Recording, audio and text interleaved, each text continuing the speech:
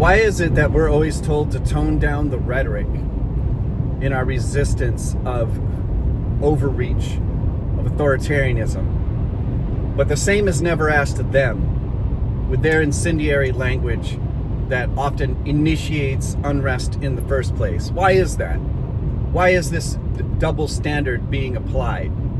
We're supposed to tone down the rhetoric, while these guys have immunity to say whatever they want from the top down,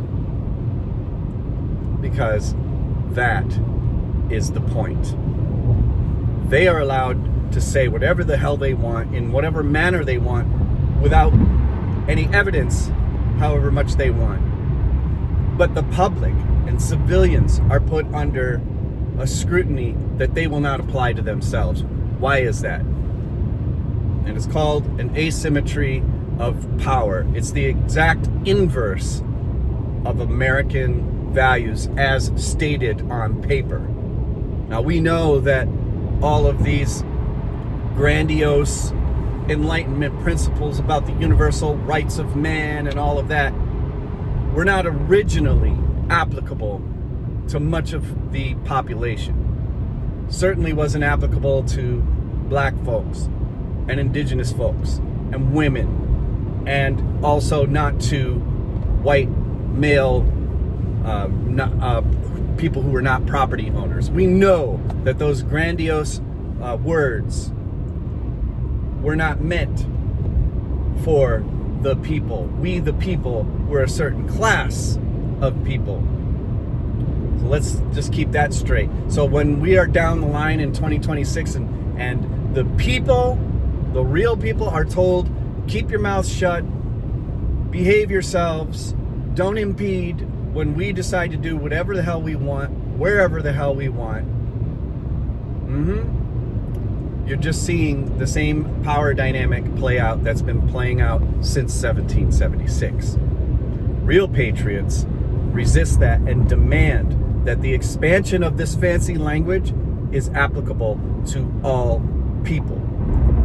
Now, I know there's a bunch of people that will turn around and they'll say, oh, so you're supporting open borders and all that. That kind of logical fallacy is exactly what they are exploiting to get you to shut up in the face of what it is that they're really doing. Look at the videos, you guys.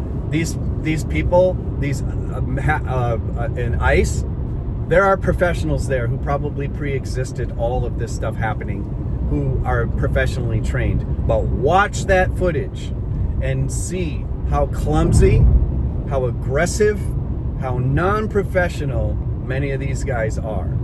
Everybody wants to talk about the behavior of the protesters.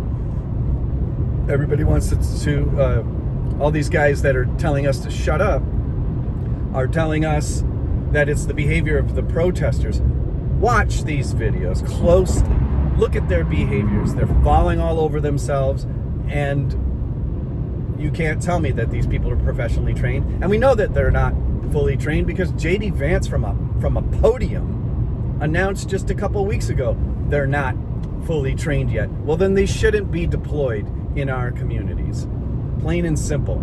I just saw a video of a spokesperson from the NRA get up there and suppose on CBS, which is now the new Fox News, and lay out this whole rhetoric, because of course we need some people on the far right to defend this murder of Alex in Minneapolis. We have to clean that up because we're supposedly pro Second Amendment.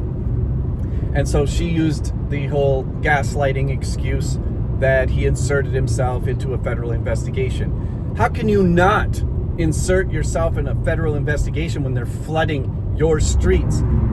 How is it impeding in a federal investigation when they're outside of your own house, going door to door, doing things that are not the same as having a detainer on a known criminal?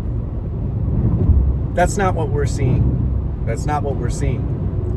There's a difference, and there's a way they could go about all of this differently. We know this. We know that they don't have to show themselves in aggressive, militaristic fashion, tromping around the streets. We know what that really is. And it's gaslighting to say it's anything but intimidation, telling political enemies that we're in control, and continuing to inflame using inflammatory and incendiary rhetoric to gaslight the public. And the public know it, and that's what they're reacting to. There's probably people out there who don't support any investigations or detaining undocumented people, especially those with criminal behaviors. But that's not the majority of the people, and that is not what this protest is about. That is not what people all over this country are concerned about. And so to have Dana, I can't remember what her name is. I believe her last name is Nash, spokesperson for the NRA, get up there and gaslight everybody saying, well, we don't know what happened before that video was taken. No, sorry. If this was one of their own, they would be talking very, very differently.